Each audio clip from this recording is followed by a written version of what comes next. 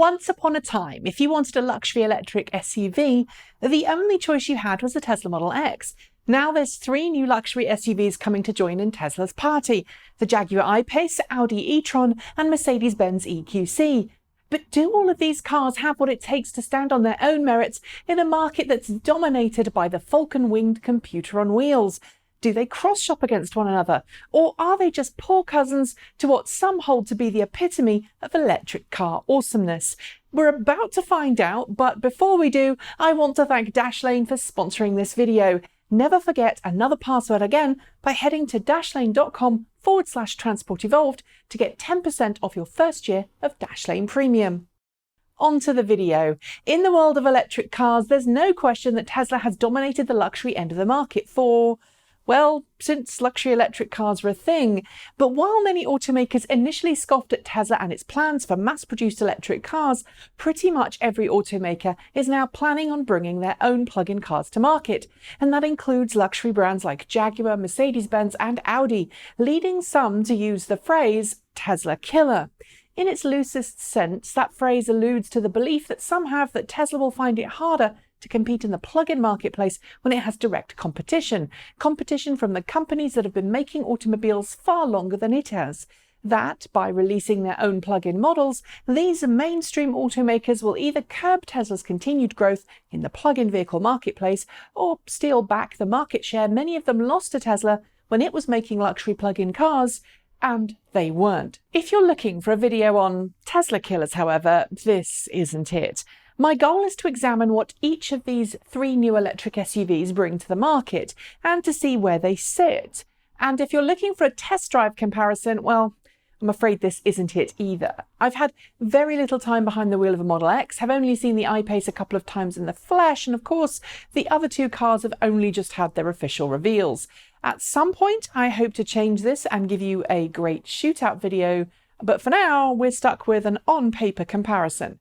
Let's start with range. The Model X is available with a choice of 2 different battery pack options, a 75 kWh battery pack and a 100 kWh battery pack. With all-wheel drive as standard, its EPA quoted range for the smaller capacity 75D is 237 miles per charge, that's 381 kilometers. The larger capacity Model X 100D has an EPA-approved range of 295 miles, 475 kilometers, while the highest performance Model X P100D has an official range of 289 miles, 465 kilometers. The I-Pace, meanwhile, has a 90 kWh battery pack, which it says should manage up to 240 miles, that's 386 kilometers on the EPA test cycle.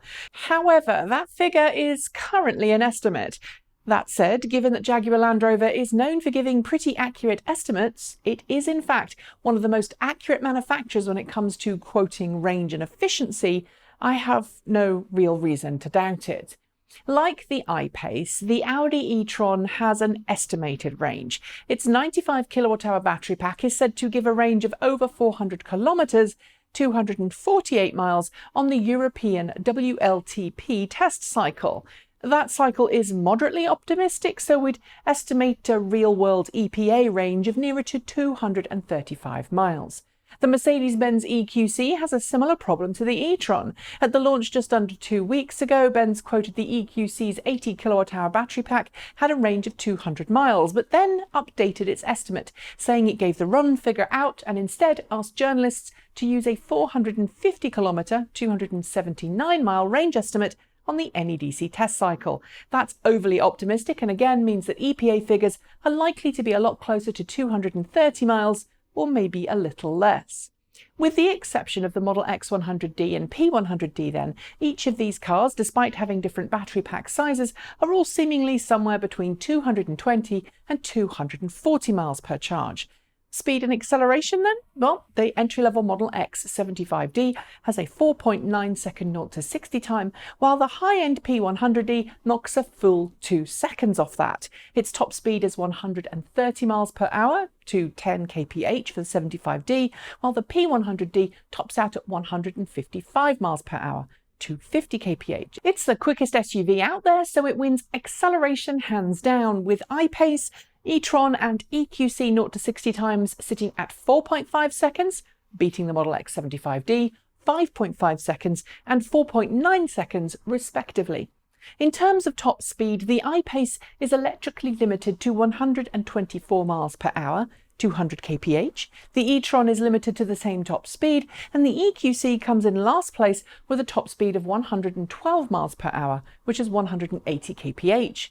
Of course, in the real world, for most people, the top speed and acceleration really don't matter if A, they can get to cruising speed reasonably quickly and get out of trouble, and B, their car can comfortably drive at just over the speed limit, as most people tend to, without problems. But if you're into bragging, the P100D is the quickest and the fastest. There are a couple of caveats to all of this though. The P100D is a lot more expensive than any other of the cars here. And so if you exclude it from the running and focus on the 75D instead, there's not a lot of difference between all four cars. I should note too that the true test of how each fares at speed may only happen when all four cars go on the Autobahn together. It's a well-known fact that the Model X, like other Teslas, has issues with sustained high-speed operation. It'd be interesting to see if its European rivals have the same problems. Each of these cars have all-wheel drive and dual motors. The power output of each is slightly different, but again, with the exception of the P100D, we're looking at similar power and torque figures. And no, I don't mean exact, I'm talking ballpark, the kind of differences that most people wouldn't even care or notice when behind the wheel. Worthy of note though, the EQC's motors are each tuned for different things. The front is aimed towards low speed efficiency for round town driving, while the rear one is tweaked for high speed performance and efficiency. When it comes to cargo capacities though, things are very different. The iPace, for example, has a load capability of 25.3 cubic feet when all of its 5 seats are occupied, partly because it's a compact SUV. It's the smallest of the cars, but like every other well-made EV, outperforms petrol vehicles in load carrying capabilities. The e-tron, while bulking itself up just enough to fit into the mid-size SUV category, manages 23.3 cubic feet, 660 litres. The EQC, with all 5 seats filled, manages 500 litres, 17.7 cubic feet, despite being a mid-sized car. Tesla wins this one hands down, quoting an impressive 88 cubic feet, 2.5 kilolitres on its website thanks to the large and low load bay areas and the sizable frunk. However, that figure is a little misleading because it's one quoted with all but the front seats folded down. Model X can be configured as a 5, 6 or 7-seater. I tried to find cargo carrying capabilities with 5, 6 and 7 seats all in use, but I couldn't find one. Nevertheless, unless you're using the 7-seat configuration, I'm suspecting this full-size SUV wins out on luggage. It also wins when it comes to towing, with Model X's capable of towing up to £5,000 when equipped with a towing kit and the correct 20-inch wheel and tyre combo. Jaguar officially doesn't support towing for the iPace, although I'm sure someone will tow with it, but both the EQC and e-tron are rated to tow up to 1,800 kilograms. That's £3,680. When it comes to interior technology and driver assistance, each automaker offers their own packages. Tesla, of course, has its reasonably Spartan interior and massive touchscreen display, while the iPace, e-tron and EQC are all within keeping of their respective brand styles. Personally, other than the Model X very minimalist dash and huge front windscreen, I'm a fan of the iPace's functional yet uncluttered interior. The e-tron and EQC are a little bit more busy, but as I've said in other videos, interior space and dash layout are very subjective, so I feel that maybe I shouldn't be putting too much onto this. The e-tron does though have optional seat massaging, which is something I don't think the others offer. What I will note, however, is that while Tesla has the largest touchscreen display and optional always-on internet connection and streaming services, yes, the connection is always on, but you now have to pay extra for the unrestricted internet access part of it. All of the other cars here have Android Auto and CarPlay capabilities. If you live on your smartphone, you may find this is a more useful solution, especially if you want to take your favourite music and navigation apps with you when you're driving. Last year, for example, 8 out of 10 Americans said they wanted Apple CarPlay in their next car. So as I said, it's up to you. Assistive tech, of course, Tesla has its semi-autonomous level 2 autopilot and the supposed capability, if you pay for it, to have full level 5 autonomous capability pushed to your car at some point in the future. Despite working with Waymo to build fully autonomous iPace electric car vehicles, Jaguar doesn't quite get to autopilot level, but does have speed limiter and adaptive cruise control with steering assist, emergency braking, parking assist, rear traffic monitors, and something Tesla doesn't do, a clear exit monitor. This is a feature designed to help passengers exiting the vehicle by letting them know when it's safe to open the door to get out. It may not be useful in parts of the US, but in a busy European city where space is most definitely at a premium, it's a great feature to have. Like the iPace, the EQC and e-tron both have their own semi-autonomous driver assistance features, which are also currently level 2. But I should give a special shout out to the e-tron, which, in Europe, can be configured to have optional side view cameras rather than side view mirrors. It's not exactly assistive tech per se, but it does help lower drag and should be a lot safer to use at night when standard mirrors, which can sometimes be difficult to see out of, have all of those reflected lights in them. Before I get to the last point, price, let's talk about charging. Tesla, of course, has its worldwide network of supercharger stations. Depending on when and how you got your Tesla, you may have free supercharging for life with the Model X, or you may find yourself paying to charge as you go.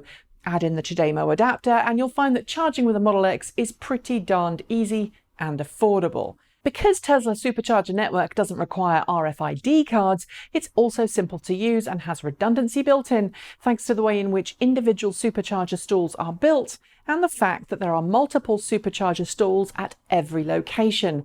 Expect rapid charging at rates of up to 130 kilowatts in most places, equal to 150 or more miles in half an hour. Jaguar, meanwhile, has chosen to opt for a more modest solution, with its DC CCS quick charging maxing out at 50 kilowatts. In about half an hour, that will certainly get you nowhere near a full charge and more like 60 miles of range instead. The EQC and e-tron both support next-generation CCS quick charging. This means they can charge far more quickly than the iPace, but the EQC maxes out at 110 kilowatts, while the e-tron wins with 150 kilowatt DC quick charging. It therefore wins in the rapid charging stakes, meaning you'll spend the least amount of time charging compared to any other EV here. It doesn't have Tesla's supercharger network, but Audi is going to offer e-tron owners a charging card that allows them to access and pay for all of their charging, regardless of which charging network stall they're parked at. At home, the Model X and e-tron are very evenly matched, with both 11 kilowatts and 22 kilowatt AC charging available as options. So let's get to the price and then my conclusions. The EQC hasn't been given an official price yet, but I'm expecting it to start in the upper $70,000 US mark. The iPace, meanwhile, will start in the US from $69,500. By the way, I'm using US pricing because not every country around the world has official pricing yet. And the e-tron starts from $74,800 US. For now, the Model X is the most expensive, with even its entry-level 75D weighing in at $86,300. So where does this leave us? Well, I'll let you all decide that in the comments below, but if you're looking for price and don't mind the smaller size and slower charging time, the Jaguar iPace looks to be the best deal all around. The e-tron, meanwhile, is the car to go for if you want charging versatility. And if you don't want to support automakers who once scoffed at electric cars, well, Tesla's the obvious choice. But this video wasn't about which car is best. I've said it before and I'll say it again, that decision is up to you and it's subjective. Then again, if we're not talking luxury, then I'd suggest right now the best buy for a long-range SUV in terms of bang for buck may actually be the Kona Electric, a car that I've still yet to drive, but which blows everyone else out of the water on spec versus price. No, the purpose of this video was to ask if the cars I've covered really cross-shop, and based on the similarities and in terms of range and price and features, I'd say yes. Granted, the Model X offers the most bells and whistles and highest performance if you shell out more than 140 grand, but the other cars have their own merits in a market that's both rapidly growing and is part of the largest automotive market in the world, SUVs. Should Tesla be worried? No. I think the addition of these models is only a good thing for every single customer and car company out there. It lets customers have more choice, and while I suspect these cars will slow down the flow of customers to Tesla from other premium brands, I think the market is big enough for each of these cars to exist side by side. Do you agree? Have I got it right or really, really wrong? And how would you evaluate these cars' chances of cross-shopping? Let me know in the comments below. And before you go, I'd like to thank Dashlane again for sponsoring this video. Electric cars today, including all of the 4 I featured in this video, all come with their own internet-connected features, allowing you to log in, precondition your car, and sometimes even unlock the doors from your smartphone. So it's important that you have a unique and strong password that you can use to keep your car safe. That's where Dashlane Premium comes in. I've been using Dashlane for some time and it's made my life a whole lot easier. Dashlane is one of the safest ways to manage your digital identity. The features include a virtual encrypted safe for all of your important documents, a digital wallet for your receipts, and an identity dashboard where you can store personal identification information, a VPN where you're out and about, and most importantly, a way to ensure that every single password you use is safe, secure, and tough to crack. Never forget another password again and say goodbye to those sticky notes on your computer screen by signing up to Dashlane today. And if you head to dashlane.com/transportevolved or follow the link below to the same, you'll get 10% off your first year of Dashlane Premium and support us at the same time. After using this product for some time, I love that I'm able to access the product on my cell phone and my laptop. So go on, give them a go because I think you'll like them. That's it. As always, hit the notification bell to hear the moment a new show is uploaded. Subscribe to both of our channels, and if you fancy it, support us by using one of the two links below or by buying something from our swag shop. Thanks for watching, and as always, keep evolving.